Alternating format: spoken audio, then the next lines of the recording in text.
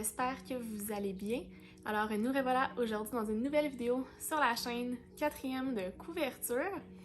Aujourd'hui, je vous reviens avec ma PAL, en fait c'est pas vrai, ma PAM, donc ma pile à mood de l'été. En fait, ce que j'ai décidé de faire, c'est de participer à des challenges.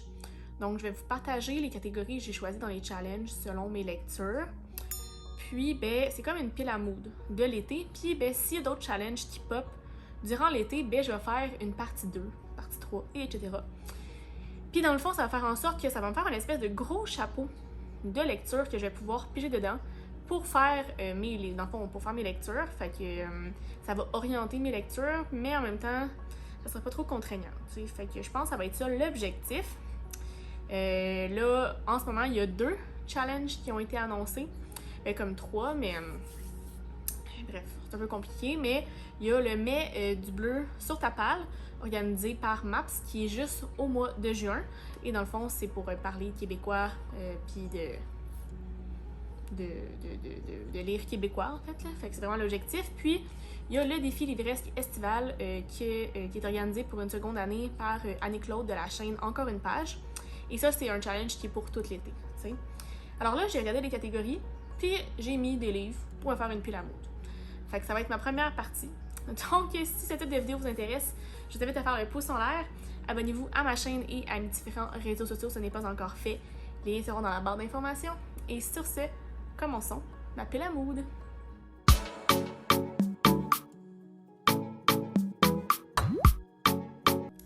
Donc, pour le challenge Mets du bleu sur ta pale, j'ai choisi 4 catégories. Donc voilà. La première catégorie que j'ai choisie, c'est Mélissa Bédard, donc une belle couverture. Et pour ce faire, j'ai choisi D'autres soupers de filles par Pascal Willemi chez Libre Expression. Donc en fait, on suit l'histoire de 5 amis dont on fait connaissance à travers des soupers qui abordent des sujets autant tabous, des sujets difficiles, des sujets doux. Fait que tu sais, c'est vraiment comme des conversations.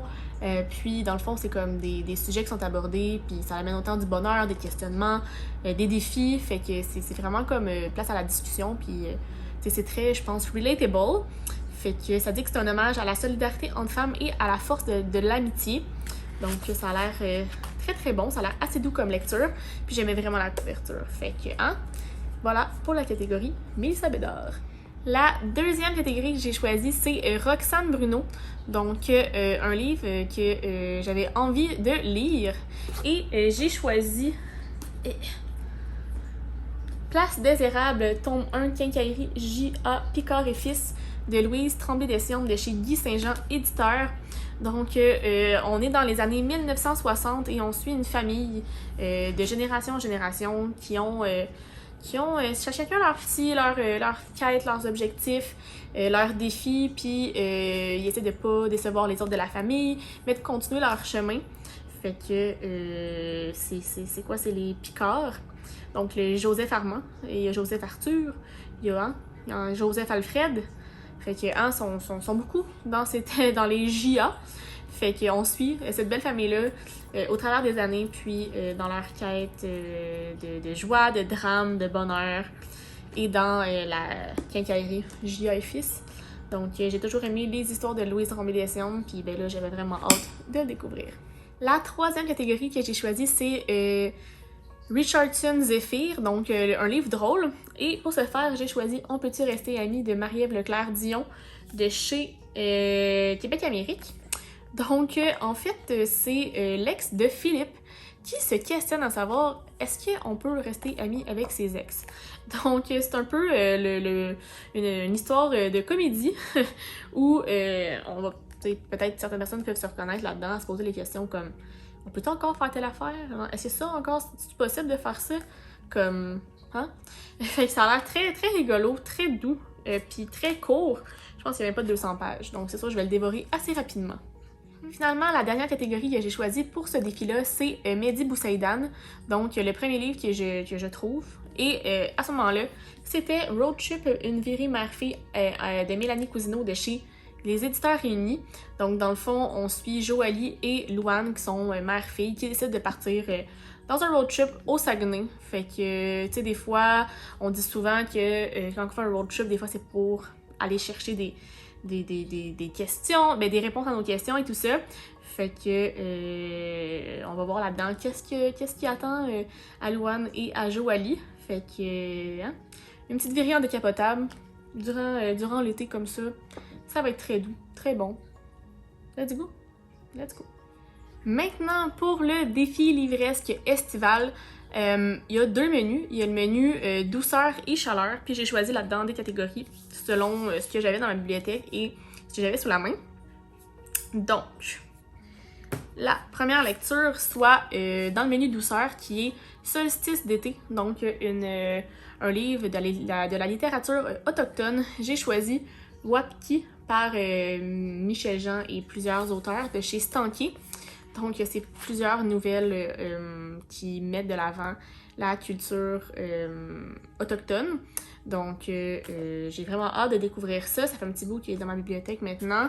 Et justement, au mois de juin, c'est le mois Je lis autochtone. Donc, je trouve que c'est le bon moment pour lire ça. J'ai un autre livre aussi un peu plus tard qui est aussi sur cette thématique-là. Fait que j'ai vraiment hâte de pouvoir en apprendre davantage sur cette belle culture-là. La deuxième catégorie que j'ai choisie, c'est La chasse aux chanterelles. Donc, un livre qui me met dans une ambiance. Et j'ai choisi Un bonheur à bâtir, La folie des grandeurs par Rosette Laberge de chez les éditeurs réunis. Je trouve tout le temps que les livres historiques comme ça, c'est souvent moody.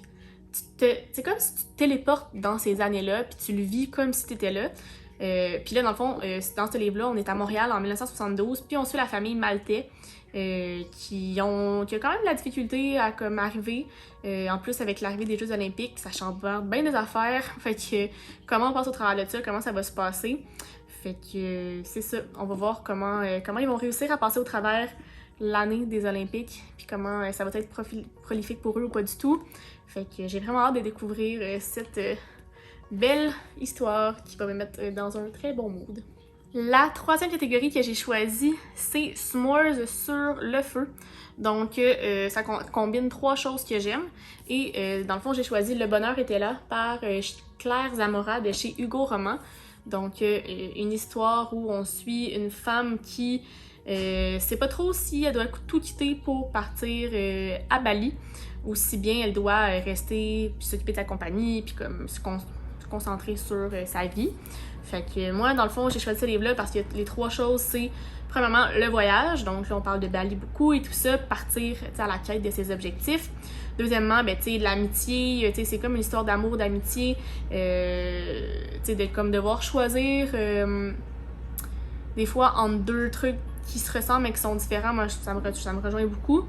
Et finalement, ben, qu'elle a une start-up, une carrière prometteuse, c'est quelque chose que j'aime beaucoup. Moi, je suis très une workaholic, donc ça pourrait être moi qui pourrais se retrouver dans ce genre de situation. Fait que c'est sûr que j'ai trouvé ça très intéressant.